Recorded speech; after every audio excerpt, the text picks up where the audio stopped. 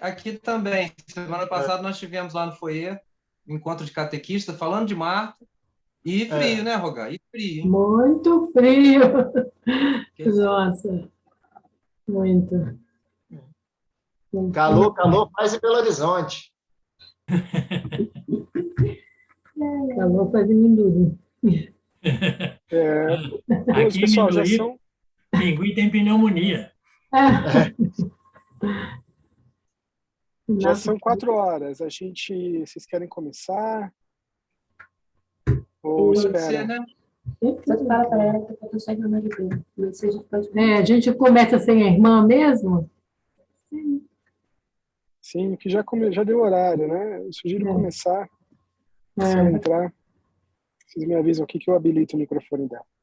Tá bom. Vamos começar com uma oração, então, invocando o Espírito Santo para vir nos ajudar a atingir muitas pessoas nessa live. Vinde, Espírito Santo, enchei os corações dos vossos fiéis e acendei neles o fogo do vosso amor. Enviai o vosso Espírito e tudo será criado e renovarei a face da terra. Oremos. Ó Deus, que encheste os corações dos vossos fiéis com a luz do Espírito Santo, fazei que apreciemos retamente todas as coisas, segundo o mesmo Espírito, e gozemos sempre da sua consolação, por Cristo Senhor nosso. Amém. Ave Maria, cheia de graça, o Senhor é convosco, bendita sois vós entre as mulheres, bendito é o fruto do vosso ventre, Jesus. Santa Maria, Mãe de Deus, rogai por nós, pecadores, agora e na hora de nossa morte. Amém. Nossa Senhora do Foyer, rogai por nós. São José, rogai por nós. Santa Mônica, rogai por nós. Em nome do Pai, do Filho e do Espírito Santo. Amém. Começamos. Então, sejam todos bem-vindos. Eu vi que a Denilda, Renato, a Mônica já está também conosco, e mais todos os amigos de todo o Brasil, de todas as partes do mundo, né, que vem nos acompanhando nessas lives. Né, mais uma live, o nosso sexto encontro desse ano jubilar. Eu queria só aproveitar esses minutos iniciais para aqueles que vêm acompanhando, né, para relembrar. Né, a gente começou celebrando esse ano do jubileu de 50 anos da presença do Foyer aqui no Brasil, no dia 6 de janeiro, com a missa de abertura, né, com a presença com a celebração de Dom Gilson. O nosso primeiro encontro, em 26 de março, Marta Robin e Esther Pascal, com o Padre Bernard, né, meditando e refletindo sobre o mistério da redenção e da alegria pelo sofrimento, né, o sofrimento de Marta unido ao sofrimento do Cristo. Padre Bernard meditou sobre as palavras de São Paulo: já não sou eu que vivo, mas Cristo que vive em mim. O nosso segundo encontro foi dia 30 de abril, Marta Robin e a Santidade, e a gente teve a graça de escutar Sophie Gueux, que é a postuladora da causa de Marta Robin junto ao Vaticano, né? E ela pôde meditar com a gente um pouquinho sobre o sentido da santidade, não só, né, o caminho da postulação da causa de Marta, mas todo o sentido, né, da nossa vocação à santidade de todo cristão. O terceiro encontro foi em 28 de maio, né, Marta Robin e o Novo Pentecostes, com o Dom Gilson, né, Dom Gilson Andrade, bispo de Nova Iguaçu, falando sobre o Novo Pentecostes, um compromisso renovado e missionário de sacerdotes e leigos nesse mundo secular. E sobre essa inspiração de Marta para a formação dos leigos, né? Formação esta que o Foyer tanto contribui, na verdade, o Foyer nos conduz nesse caminho de formação. No quarto encontro, em junho, Marta Robin e o Pentecoste de Amor, com o Padre Bernard, uma continuação da graça de Pentecoste e da presença de Marta, né? o Padre Bernard ele destaca, né, que Marta não só anunciou o novo Pentecostes, mas ela foi a realizadora desse novo Pentecostes com a fundação do Foyer de Charité. Né? E o quinto encontro, mês passado, dia 30 de abril, Marta Robin, amiga dos homens pelos tempos atuais, né? Com a Alcimara Rodrigues, a nossa Mara, né? Falando sobre o carisma de acolhimento de Marta. E eu pude revisar e rever todos esses momentos, porque todos eles estão gravados no canal do Foyer de Charité no YouTube. Então, para todos aqueles que quiserem reexperimentar esses momentos, vá lá no canal do Foyer, inscreva-se, né, porque o nosso encontro de hoje também estará gravado e disponível lá. E hoje nós contamos com a graça da presença de Santini, nosso amigo Santini, que vai nos falar sobre Marta Robin e a Igreja. E nossos valiosos debatedores, Paulo Alessandro, né, da Comunidade Católica Magnífica, e a irmã Maribel, da Fraternidade Thalita Cum. Então, sem mais delongas, eu gostaria de passar a palavra ao nosso ensinador de hoje, né, que vai compartilhar com a gente esse tema maravilhoso. Santini, a palavra é sua. Muito obrigado. Mais uma vez, boa tarde para todos, muita paz. E eu fiquei muito feliz com o convite para este encontro, mesmo à distância, né?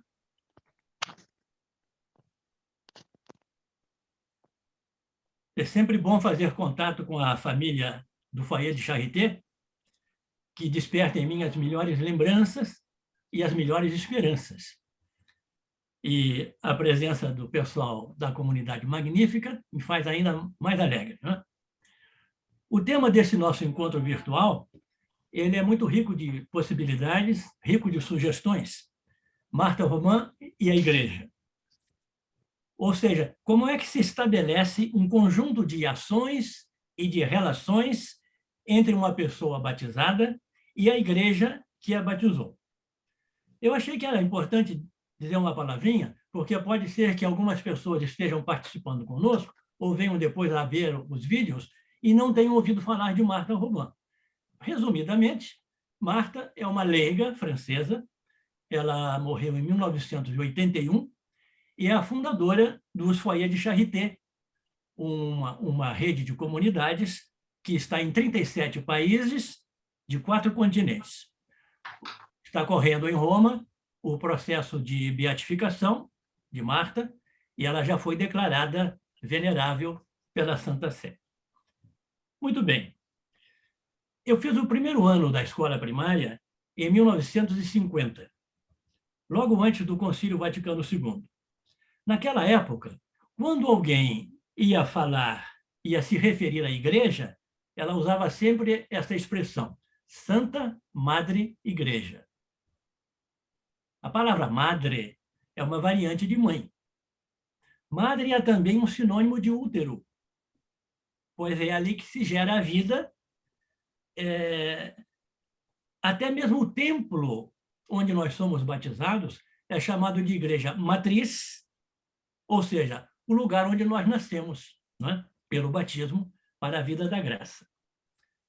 Essas rápidas aproximações já são suficientes para indicar que, naquela época, nós tínhamos, em relação à Igreja, uma atitude filial. Santa Madre, Santa Mãe Igreja, e nós, os filhos. A Igreja e a Mãe, nós somos os filhos.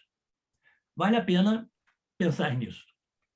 Ou seja, lembrar que a nossa Igreja, aliás, a Igreja de Jesus Cristo, né, ela não é uma empresa multinacional, não é uma sociedade civil cujos membros se associam por interesses comuns.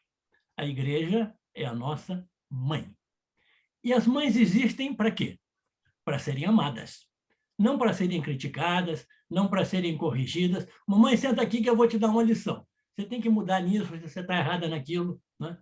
Não é assim que o filho faz. Filho ama e, naturalmente, obedece.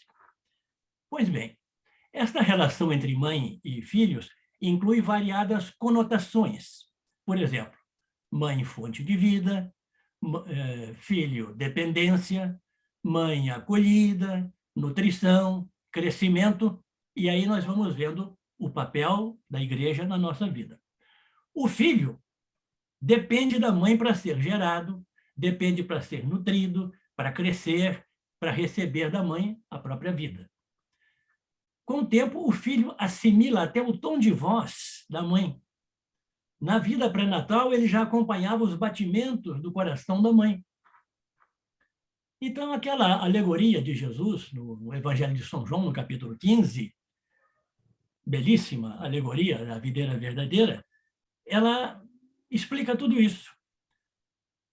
Naquela passagem, capítulo 15 de São João, Jesus nos fala de um pai, que é agricultor, fala de si mesmo como um tronco, e fala sobre nós, os batizados, como as ramificações, os ramos desse tronco. Ramos, naturalmente, enxertados no tronco. Obviamente, é uma imagem trinitária. O Pai, o Filho e a seiva, o Espírito Santo. A graça que passa pelo tronco até todos nós. E o conjunto todo é a Igreja do Deus Trino. Então, a Igreja não é só o povo de Deus. A Igreja é um corpo, o corpo místico de Jesus Cristo, onde ele é a cabeça e nós somos os membros.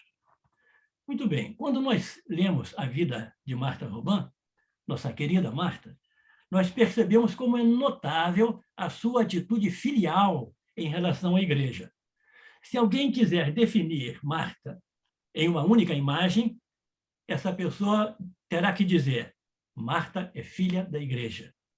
Filha da Igreja. No livro do padre Perret, A Cruz e a Alegria, o primeiro que foi traduzido para o português, o padre Finet faz uma pergunta ao bispo, Dom Picque. O que é que o senhor pensa sobre Marta? E o bispo responde: Martha Robin é Catarina de Sena.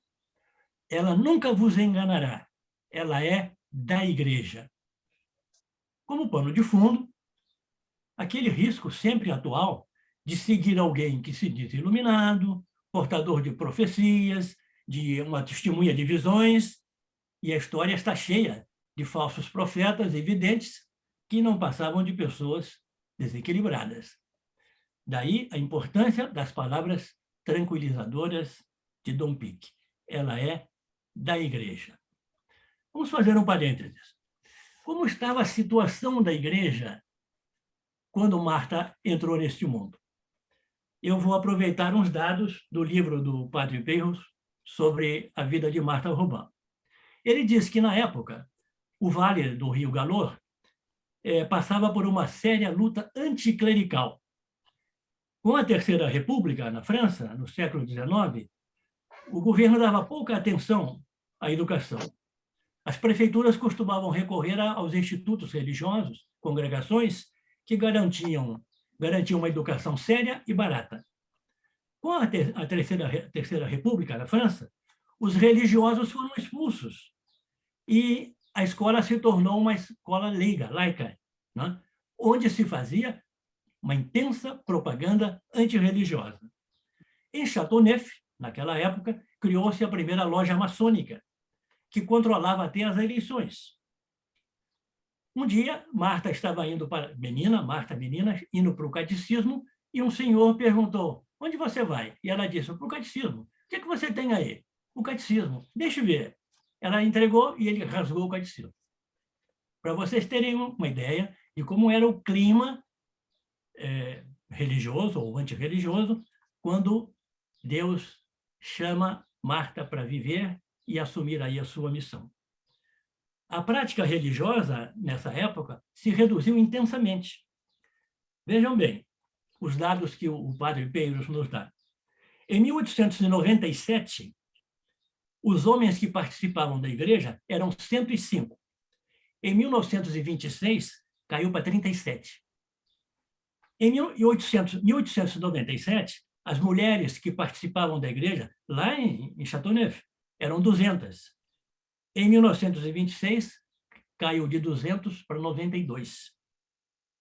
Ou seja, estamos diante de uma igreja em crise. De fato, A vida de Marta é uma permanente resposta às necessidades da igreja. Ela, Marta, está sempre saindo de si mesma na direção dos outros, na direção da igreja como um todo. No livro Conversando com Marta, do mesmo padre Peiros, em parceria com a Marie-Thérèse Gilles, nós temos vários exemplos dessa atitude de Marta em relação à igreja. Vou abrir aspas para citar o livro. Diante dos apelos da igreja e do número insuficiente de animadores, Marta mantém sempre este propósito: sejam mais audaciosas e respondam à igreja. Em 1974, um foyer de charité estava sendo fundado na África, no Burundi, e não por acaso a edição da Alouette desse mês fala exatamente do foyer do Burundi. E Marta esclarece bem a sua missão a um membro que estava se preparando para viajar da França para esse país. O que disse Marta? Vocês serão o foyer da reconciliação. Vocês não vão dizer isso em voz alta, vocês vão viver isso. O padre do foyer é um homem da igreja. No mesmo livro, nós temos o testemunho de um antigo professor que tinha reencontrado a fé e o caminho da igreja durante os retiros em Châteauneuf, e depois acabou por entrar no seminário e ser ordenado padre. Então, ele teve a oportunidade de se encontrar muitas vezes com Marta, e esse padre dá o segundo testemunho. O que me tocou, ouvindo Marta falar da igreja, é o amor que ela dedicava ao corpo de Cristo, por cuja vida nós somos hoje responsáveis. Marta insistia sobre o fato de que a igreja era de concepção trinitária desde toda a eternidade. Ela falava também do Concílio Vaticano II, em termos que deixavam adivinhar toda a esperança que ela, Marta, tinha colocado nesse acontecimento da igreja, antes mesmo que este concílio fosse anunciado e convocado. Ela se exprimia sempre no presente e disse essa palavra, quem está dizendo é o tal padre, né? E Marta disse essa palavra que eu não compreendi de imediato. O concílio é hoje. Fato presente. Ela me falava da missão dos leigos e dos sacerdotes na igreja e me disse com certa malícia na voz: cada um tem seu lugar na igreja e é preciso que cada um esteja ali no seu lugar. Então nós nos perguntamos: e qual é esse lugar? E ela mesma responde: o centro, o coração. Marta, falando sobre Teresa do Menino Jesus, em resposta às hesitações e às recusas de um membro do foyer, Marta afirma categoricamente: estar no coração da igreja por amor, não nas beiradas, não sobre as laterais. E a propósito do engajamento, Marta diz a um membro do foyer: sim, é preciso se engajar, não somente para si mesmo, mas também pelos outros, por sua família. Sim, engajar-se com sua família. Nós nos engajamos na igreja. A igreja se engaja conosco. Na igreja, no coração da igreja. Outro padre do foyer relata um curto diálogo que ele teve com Marta em 1972. O padre estava falando com ela sobre o lema que ele tinha adotado para a sua vida. Abre aspas. Audácia e fidelidade no seguimento de Jesus Cristo. Olha o lema que o padre tinha escolhido para si. Audácia e fidelidade no seguimento de Jesus Cristo. E Marta imediatamente acrescentou em tom claro e límpido: na igreja.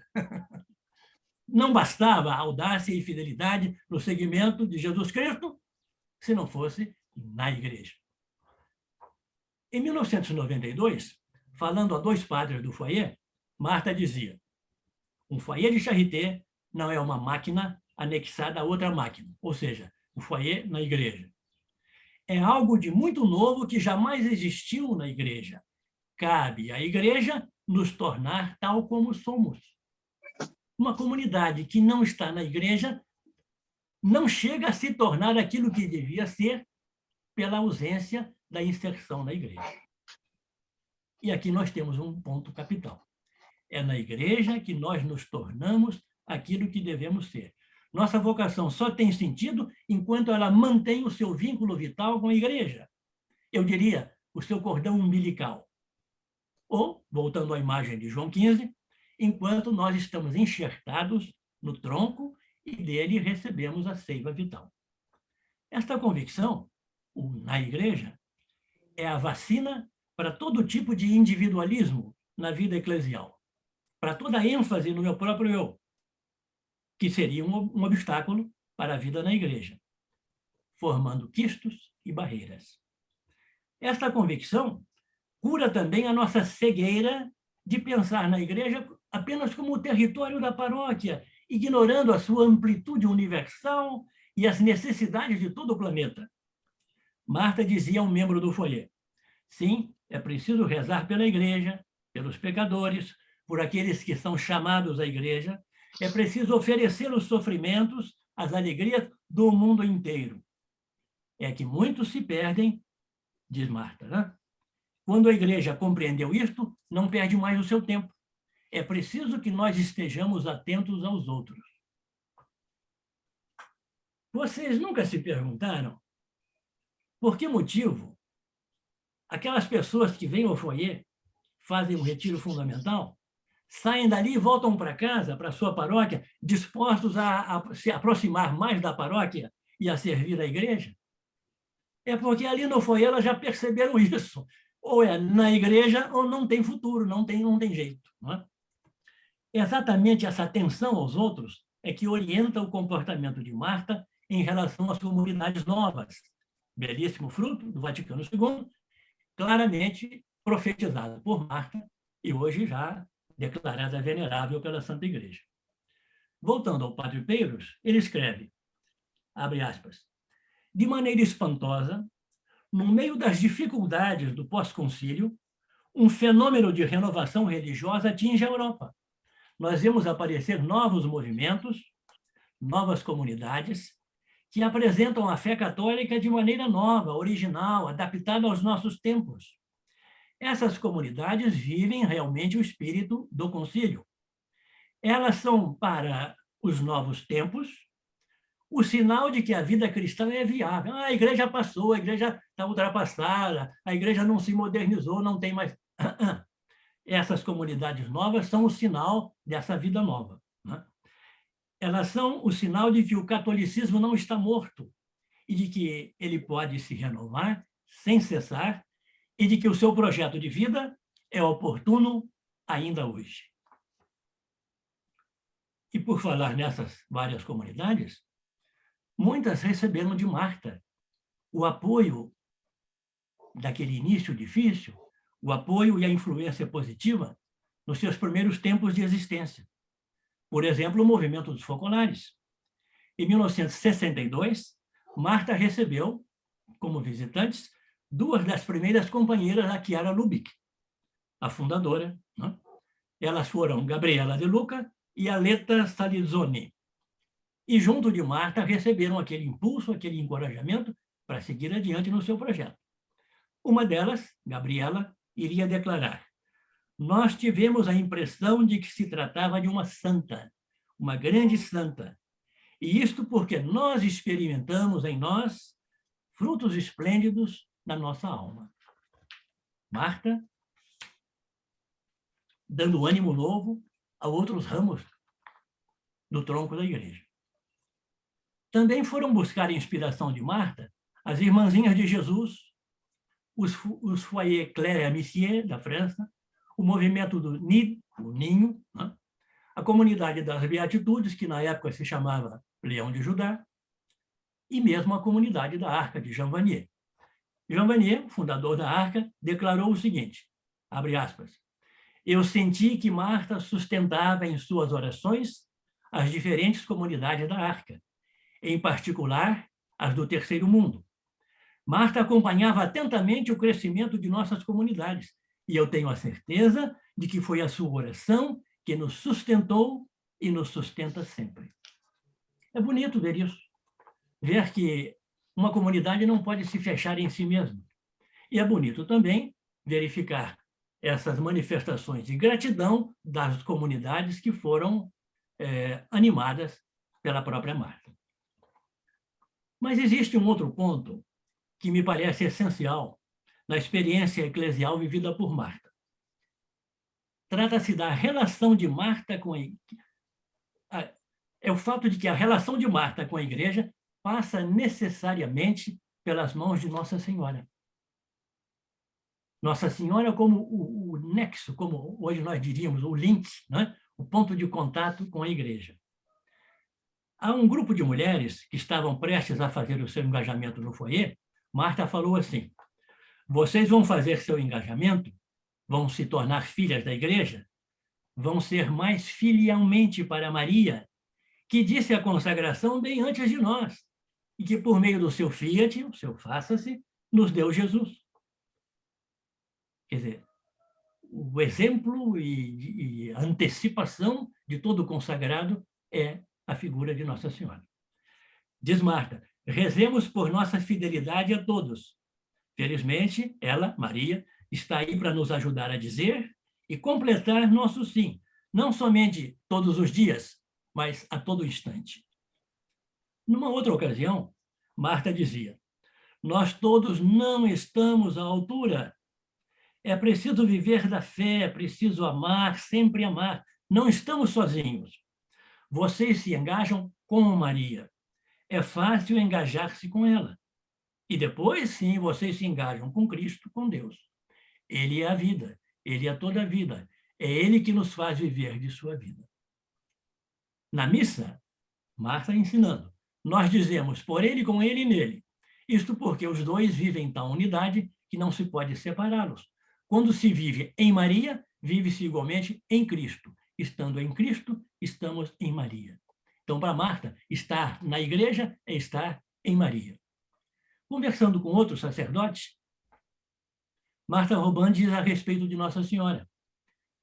Ela, Maria, não estava apenas ao pé da cruz, mas crucificada com ele. Ela se confunde com a igreja. Maria e igreja são inseparáveis. Como dizia aquele, lembrava o Cantar a Missa, Maria, vel ecclesia, vel anima.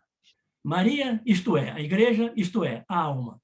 Aquilo que eu posso falar sobre Maria, eu posso falar sobre a igreja, posso falar sobre cada alma individual. Maria, ou melhor, a igreja, ou melhor, cada alma. É também no livro Conversando com Maria esta informação. Na época do concílio, Marta tinha dito a um padre: o Senhor gostaria que sua mãe fosse chamada de mãe da igreja. Nós vamos rezar juntos para que isso se realize. E tinha sido no concílio preparado um esquema nesse sentido, mas ele foi rejeitado pelos bispos que o examinaram. Mais tarde, Marta disse a um visitante amigo do Papa: é preciso que o Santo Padre proclame Maria como mãe da igreja. Esse visitante voltou a Roma e participou o Santo Padre, Paulo VI, essa conversa com Marta. Paulo VI conhecia Marta, tinha mandado levar até um terço para ela. E Paulo VI não hesitou mais e, por ocasião da última sessão do concílio, proclamou Maria como mãe da igreja. A mim me parece muito claro, depois de tudo isso, que Marta tinha percebido que a experiência de viver como filhos de Maria nos leva imediatamente a viver como filhos da igreja. Marta sempre manteve, em relação à vida da igreja, uma atitude de esperança. Ela sabia, podemos dizer, ela profetizou a enxurrada que ocorreu, nós somos testemunhas disso, na segunda metade do século XX, e o grande número de missionários demissionários. O abandono dos ministérios, a redução nas ordens consagradas, nas congregações, a perda da fé. Mas ela, Marta, nunca perde a esperança. Quando um dia um sacerdote estava confiando a Marta seu sofrimento diante da decadência da fé e da oração, isso em 1944, Marta compartilha com ele a sua esperança de ver um dia uma renovação da fé na igreja. Então, Marta fala para esse padre sobre a igreja e o mundo renovado. O que disse Marta? Nós estamos apenas colocando as primeiras pedras.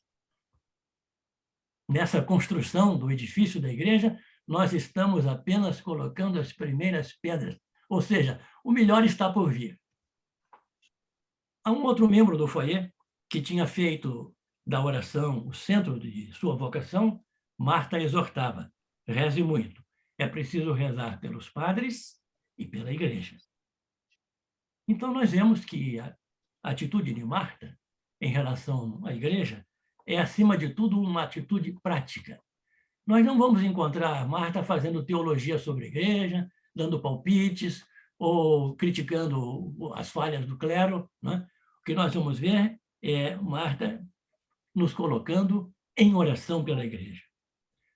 O livro de Marcel Clement, Saboroso, por André Chemart, para entrar junto, para nos aproximar de Marta, ele diz isto com essas palavras sobre Marta.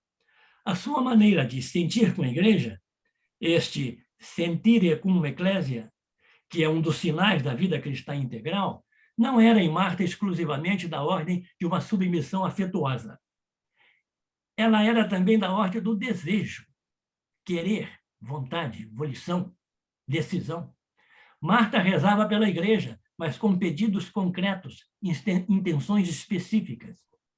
E uma dessas intenções, já nos anos 40, era exatamente a proclamação do dogma da Assunção, que veio a acontecer em novembro de 1950. O dedo de Marta está aí também.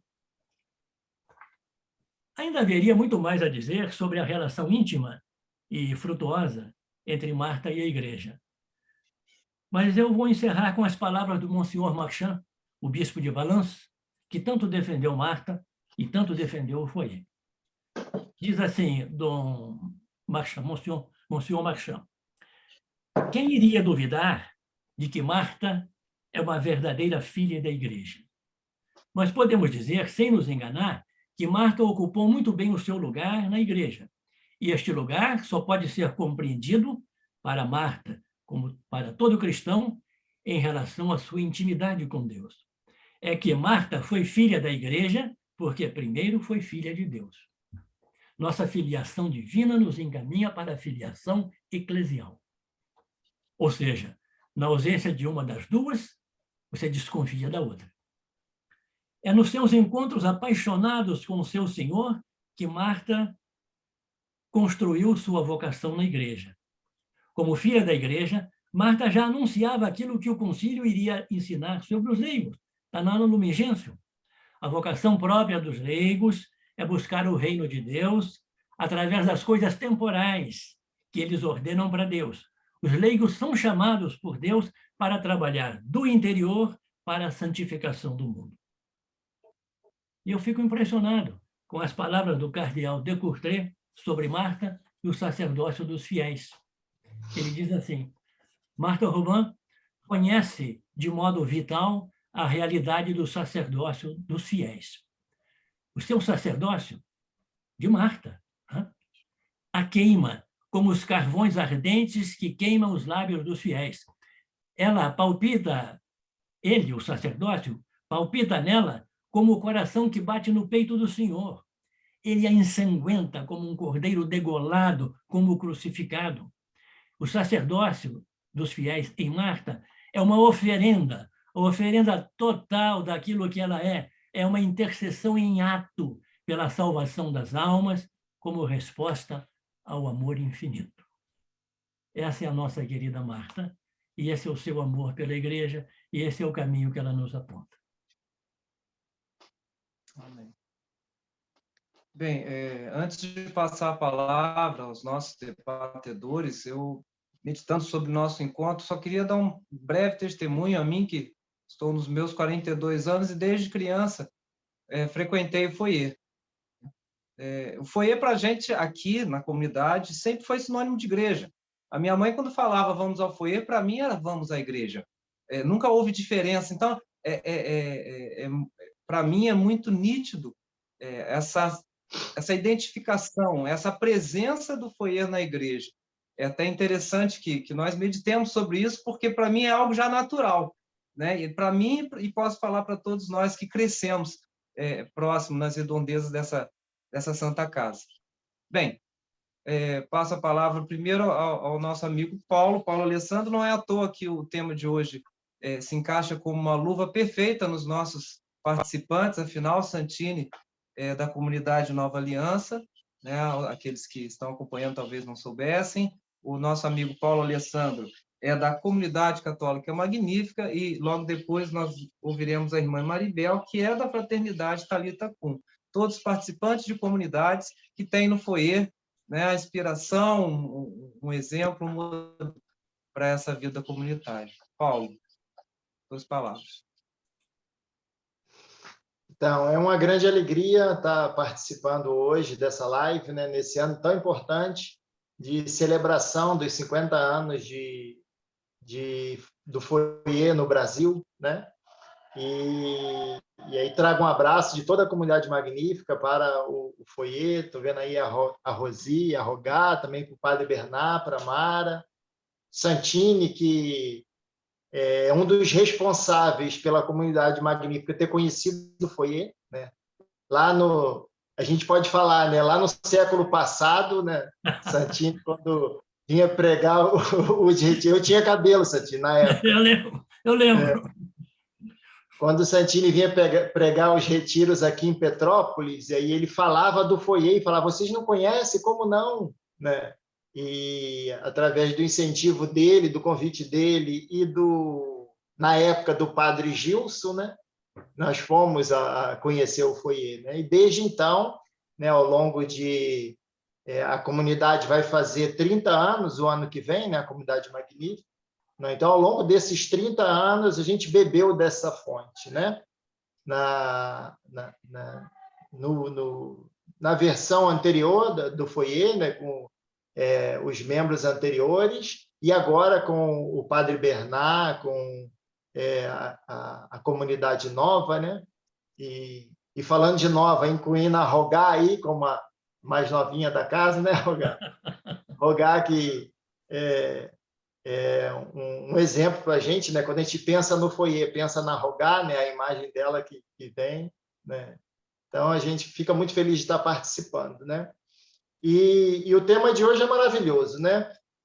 Dar um testemunho aqui também, né? O primeiro retiro que eu fiz no foyer foi com o Santini, e o tema era Maria e a Igreja, né? E, na época, eu tinha lá meus 20 e poucos anos, né? E o pregador do retiro, ele propositadamente, quando ele ia falar igreja, ele falava Maria. Ele, igreja. Quando ele ia falar Maria, ele falava igreja. Ele trocava as palavras. E aquilo ficou marcado em mim, entendeu? Que Maria e a igreja é a mesma coisa, né? E em uma das palestras, ele dizia que não se entende Maria fora da igreja e separada de Cristo, né? Só se conhece Maria unida a Cristo e na igreja, né? E nesse tema de hoje, a minha reflexão também é nesse sentido, né? Como entender Marta, né? Então, para entender Marta, é na igreja e unida a Cristo, né? Eu penso em Marta assim, né? Sempre na igreja e unida a Cristo. E a nossa comunidade, Euridice costuma dizer que tem, né, o foyer como um porto seguro, né, onde a gente pode mandar nossos filhos, ir com a nossa família, né? A gente é sempre muito bem cuidado, né, pela comunidade do foyer, por Marta Robin, por Nossa Senhora, né? E a gente volta fortalecido para a nossa vida, né? Ali onde a gente encontra um alimento puro e verdadeiro, né? Então é uma alegria poder fazer parte, né, dessa família do foyer, né? Refletindo sobre o que Santini falou, né, e também alguma coisa que eu li essa semana, né, me fez uma reflexão a partir do livro do Cardeal Sara, do silêncio, né, daí falando da importância do silêncio, né? E aí eu pensava, há quase 100 anos atrás, lá na década de 40, Marta já teve essa inspiração de Deus do silêncio, né? E refletindo de que, de repente, lá na década de 40, o barulho não fosse um empecilho para a vida da família, né? Como é nos dias de hoje, né?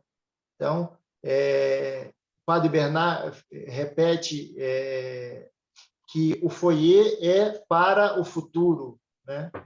Então, a Marta já teve essa inspiração lá, né? Desse lugar de silêncio para que se possa encontrar Deus no silêncio.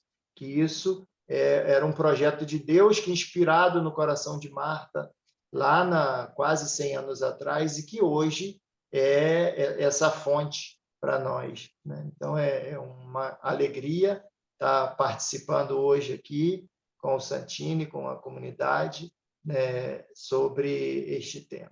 Tá bom? Eu devolvo a palavra ao Santini, questionando a ele sobre isso. A gente poderia falar de Marta como você falava lá de Maria, né? Associar Marta à igreja e unida a Jesus Cristo? Na qualidade, sim. Na intensidade, não. O do santo, né? Embora nós não estejamos nos antecipando à igreja em canonizar Marta, embora também a igreja já declarou venerável, né? Todo santo reflete uma face do poliedro perfeito que é Jesus Cristo. Jesus Cristo foi um educador, Dom Bosco também. Jesus Cristo era pregador, São Domingos de Gusmão também.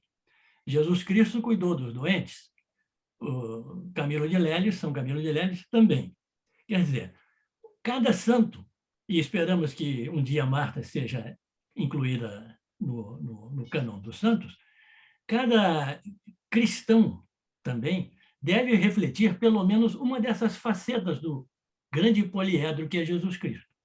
Mas nenhum outro santo conseguirá, como Nossa Senhora, refletir de maneira plena, revestida do sol, a lua debaixo dos pés e uma coroa de 12 estrelas, na intensidade de Nossa Senhora. Ótimo. Então, tá bom. Então, Pode seguir. Daqui a pouco a gente volta. Sim. Mas eu vou passar a palavra à irmã Maribel. A irmã Maribel nos escuta bem, para que ela também possa contribuir com as suas palavras, com suas reflexões. Boa tarde a todos. Eu estou ouvindo bem, não sei se vocês estão me ouvindo. Boa tarde. Sim. Boa tarde, prazer de poder estar aí, uma alegria, né? Sempre poder estar no foyer. Uma grande alegria conhecer o Santini pessoalmente e virtualmente, porque eu tenho os seus livros, sempre ouço falar do senhor cada vez que eu vou no foyer, mas nunca tinha tido o prazer de vê-lo, né? A menos que seja virtualmente, mas já ouvi muito e tenho os seus livros aqui comigo também. Essa palavra de debatedor, né? Dá medo, né? Eu não quero bater em ninguém, não. Mas o que falar, né? O senhor colocou muitas coisas importantes, né? E uma das coisas assim que mais me admira, claro que em todos os santos, mas naquilo que o senhor colocou hoje, esse amor de Marta pela igreja, primeiramente com certeza pelo Cristo, né? Essa responsabilidade com Cristo que faz com que ela ame a igreja. E esse ardor missionário, essa entrega total da vida dela à igreja, como isso nos interpela, nós também, a podermos amar a igreja com essa intensidade. E acredito que é aquilo que hoje nós mais precisamos, né? De sermos cristãos menos frios, né? E mais amadores no bom sentido, de amar a igreja com toda a nossa vida e com toda essa intensidade. A nossa maneira, não fazendo a mesma coisa que Marta, com certeza, porque cada um de nós tem o seu caminho próprio, Mas Marta nos lembra que esse amor e essa entrega à igreja é para todos, não foi só para ela, é para nós também. E como precisamos, quando o senhor falava que ela não estava ali para criticar o clero, não sei lá o que estava certo, o que estava errado, mas estava ali de fato para se entregar. E como ela se entregou,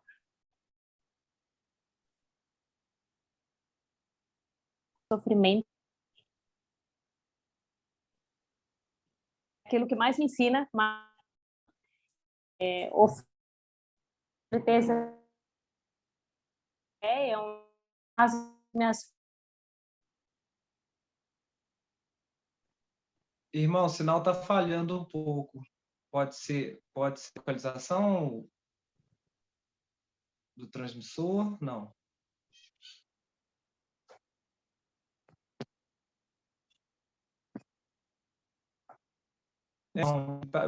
A imagem para mim travou, né?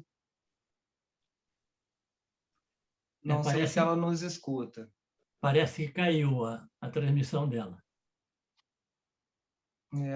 Nós vamos aguardar um pouco para ver se ela termina, né, a reflexão dela, mas para alimentar um pouco o nosso momento ainda dentro do contexto, semana passada eu tive a oportunidade de falar com algumas das catequistas de Mendes sobre a vida de Marta, e nós iniciamos com os primeiros versos do hino do foyer, né? Jésus vient sur la terre porter le feu, et combien il voudrait qu'il fût allumé. Você sabe? Né? Jesus vem sobre a terra fogo nos trazer, e como gostaria que já estivesse aceso, foi até a leitura de domingo retrasado. E esse meu espírito, né, que inspirou Marta através do Espírito Santo, dessa urgência, que eu gostaria que vocês pudessem trazer, também falando um pouco sobre o carisma das comunidades às quais vocês pertencem, Tina e Paulo, se possível. Sim. Então, vamos começar, então. Eu faço parte da comunidade católica Magnífica, né? Como eu disse anteriormente, tem 29 anos, né? A fundadora é Eurídice, né? Que é a minha esposa, né?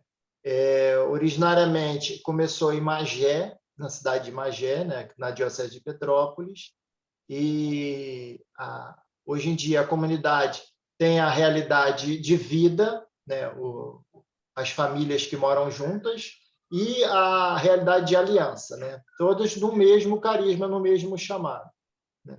E a inspiração é na passagem da visitação de Maria e Isabel, né? Por isso o nome da comunidade Magnífica, onde Nossa Senhora faz o seu hino de louvor Magnífica, né?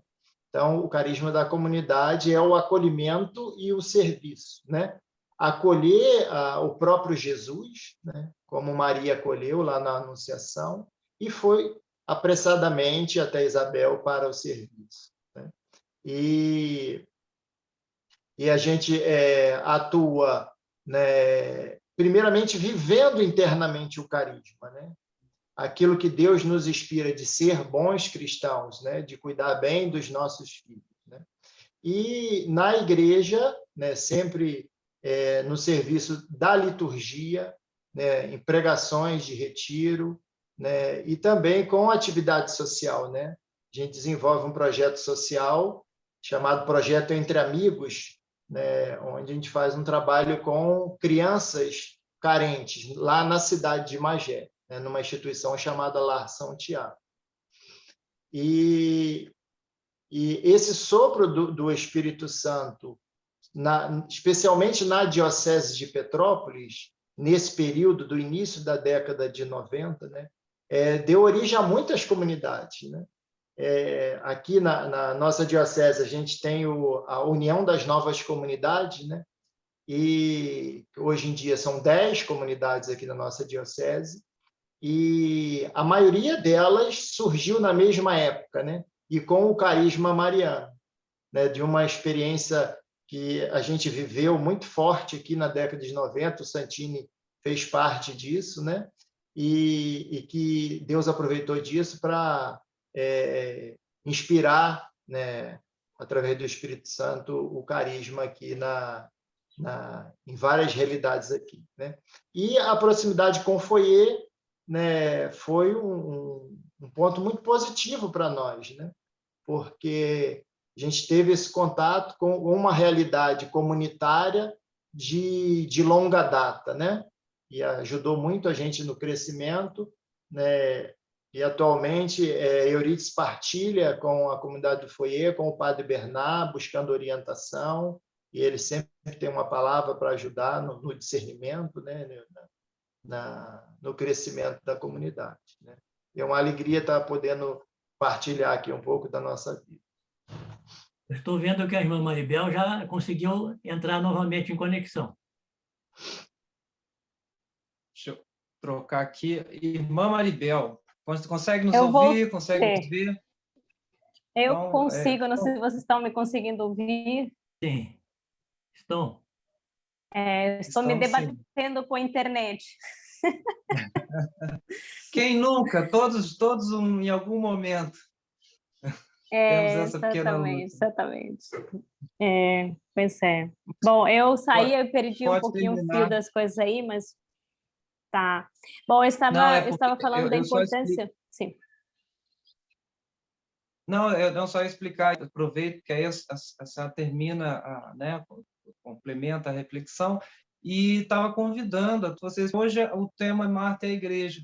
Então é muito interessante para nós também conhecer um pouco do carisma dos trabalhos, né, das comunidades a que vocês participam. Ah, tá. Tudo bem.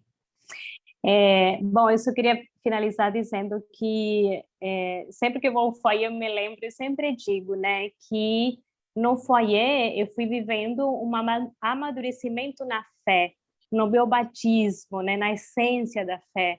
E eu vejo que essa é a essência mesmo do foyer. Assim como Marta fazia, quando Santini falava que várias comunidades nasceram ali do diálogo com Marta, e o nosso carisma é um desses também, ela é para a igreja, né? Nós também somos para a igreja, e o foyer é tão importante na nossa vida porque ele nos forma para nós sermos verdadeiros cristãos. Não, as outras coisas vêm depois, mas o primeiro, mais importante da nossa vida, que é a vivência do batismo, que às vezes a gente vai viver tantas coisas e esquece que o primeiro, né, é o mais importante. Então, o foyer na minha vida, acredito que na nossa vida, tem essa importância fundamental porque nos traz para a essência da fé. Enfim, sem falar muito mais, mas sobre o meu carisma, do que faço parte, eu faço parte da Fraternidade Thalita Cum. É um carisma que, de fato, nasceu na França. O Santini falou que a comunidade de Beatitudes também nasceu do coração de Marta, do quarto de Marta. E esse carisma que eu vivo hoje, uma das linhas também nascidas das Beatitudes, e o fundador, que hoje já tomou outros caminhos, na França já não existe mais, ficou apenas aqui no Brasil, porque quando o carisma pertence a Deus, né, quando a obra pertence a Deus, ela não morre, ela nasce onde ela tenha que nascer, porque não depende da pessoa em si, mas depende totalmente de Deus. Então, né, o nosso carisma é a defesa do valor e a dignidade de toda pessoa humana, através da misericórdia, e trabalhamos com pessoas em situação de prostituição, homens e mulheres, e o objetivo desta missão é ir ao encontro dessas pessoas que sofrem e poder ajudar a elas, primeiramente, se encontrar com elas, para poder se encontrar verdadeiramente com Cristo, fazer um caminho, né, de conversão plena e profunda. Então, nós trabalhamos aqui no Rio há mais de 15 anos, dentro do bairro de prostituição, também em Campos de Goytacazes, há 3 anos. Então, essa é a nossa realidade. Vão nascendo também outras missões com outras realidades, mas essa é a principal, por enquanto, aqui no Rio. Eu sou a única religiosa, os que trabalham comigo são todos leigos. Estou à espera de vocações, no tempo de Deus, no tempo que Deus assim o desejar. E é isso, assim, ser um sinal de misericórdia na vida daqueles que estão nas periferias existenciais, pessoas que estão afastadas da igreja, mas que desejam muito poder retornar para Deus, se encontrar com Deus, né? Poder encontrar dentro delas mesmas essa esperança, né? De que há para elas um caminho, ainda há esperanças de que elas possam viver um novo caminho. Então, enfim, já fomos ao foyer, já levamos muitas delas também ao foyer, e foi marcante na vida das nossas meninas. E o foyer é isso, né? Lugar para todos, né? Para os pequeninos, para os mais pequeninos, os mais grandes, né? Mas principalmente para os pequeninos. Então, acho que é isso. Ótimo. Eu vou voltar aqui à tela.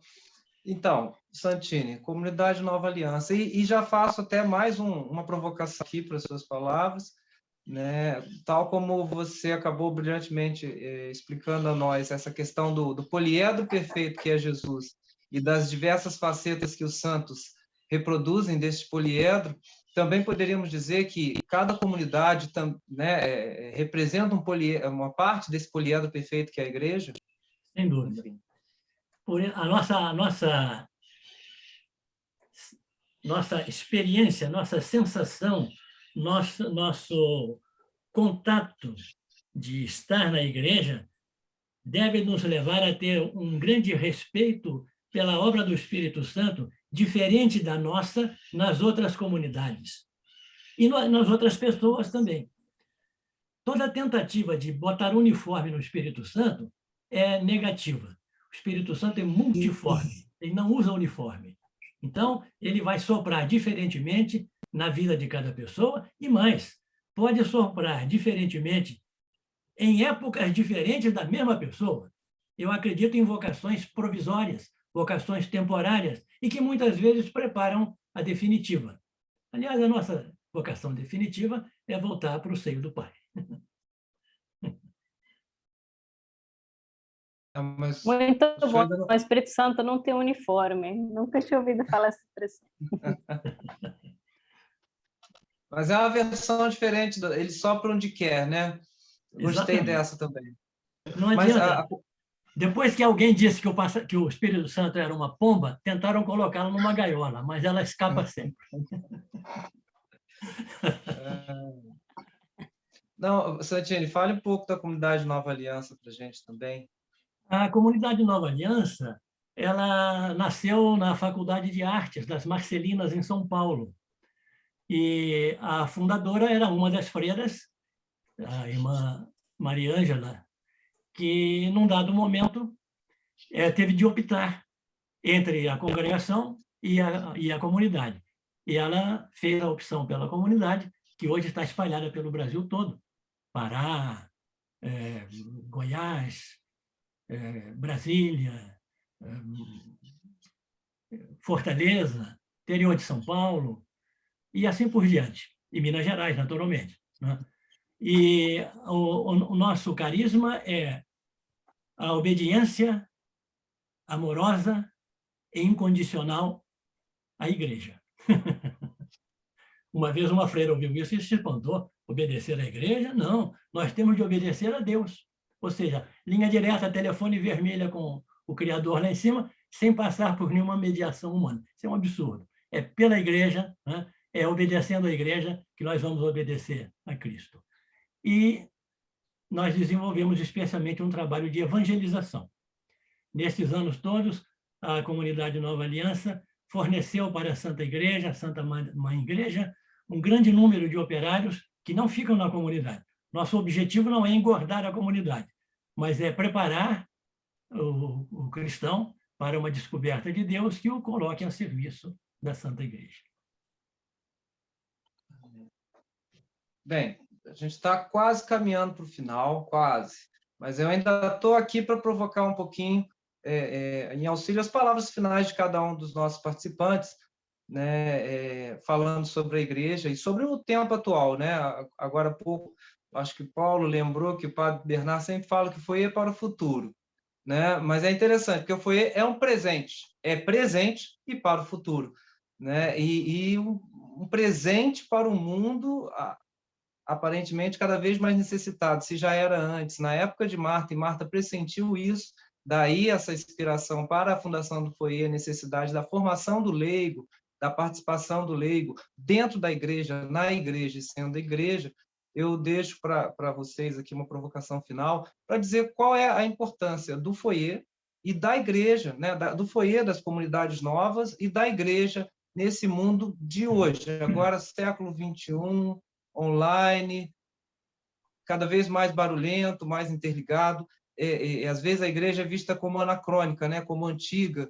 E qual é o sinal que nós podemos trazer como igreja para esse mundo? É para pensar um pouco, talvez, né? Concluindo, então, minha fala, né? O que a gente percebe nas nossas atividades, né? Que as pessoas vêm até nós em busca de algo verdadeiro, né? De algo, de uma transparência, né? Então, um exemplo prático, né? Atualmente, na paróquia onde a gente está aqui, é a sede da comunidade de Teresópolis, a gente auxilia num bazar, né? Num bazar para arrecadar fundo para as obras sociais da igreja, né?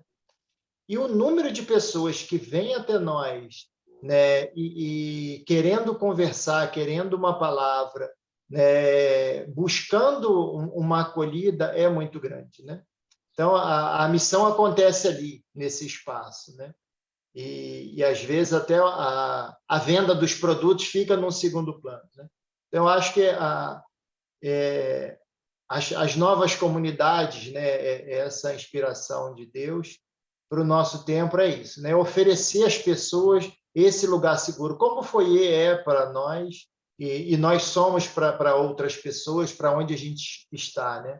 Esse lugar seguro, onde as pessoas encontram acolhida, encontram a palavra, né? Encontram oração, né? Quem reza por elas, né? Então, essa experiência, né?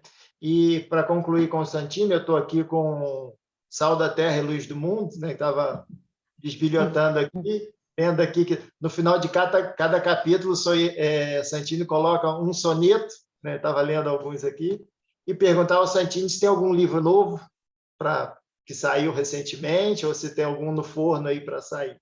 Aí já deixo aqui um abraço a todos aí, agradecendo por poder participar hoje dessa live. Os meus 2 últimos livros saíram pela editora Cultor de Livros, uma pequena editora que está fazendo um grande trabalho. O último foi Símbolos da Bíblia. Então, qual é o simbolismo da nuvem na Bíblia? Qual o simbolismo do chifre? Qual o simbolismo da pomba? Qual o simbolismo do fogo, da água? A nuvem, agora me falha o título, a nuvem e qualquer coisa. O subtítulo, Símbolos da Igreja, editora Cultor de Livros. E antes saiu o Tudo em Família, que é um livro para pequenas reflexões para grupos de casais. Cada capítulo tem um fato da vida, concreto, uma história, e aí vem 4, 5 perguntas para a troca de ideias do grupo de casais, e termina-se com um salmo da Bíblia. Também está na editora Cultor de Livros. Tudo em Família e os Símbolos da Bíblia.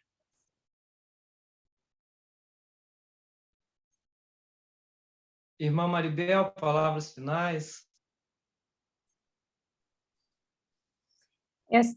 Está me ouvindo? Sim. Ah, tá. Porque parece que está caindo a internet aqui, mas eu estava refletindo sobre a sua pergunta que é profunda, né? Que acredito que devemos levar para o nosso dia.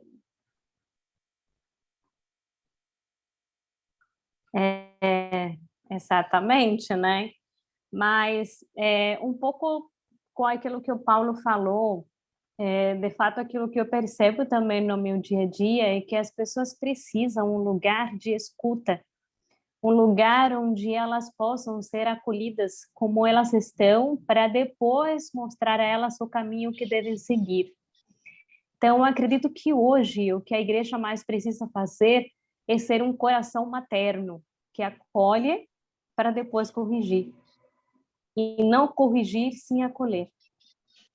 Eu acredito que hoje aquilo que nós precisamos ser como igreja E eu acredito que é isso que a igreja está fazendo de maneira escondida, das novas comunidades, através de pequenas ações que vão fazendo isso no dia a dia. Talvez não no grande, no grandioso, mas sim no escondido e no pequeno.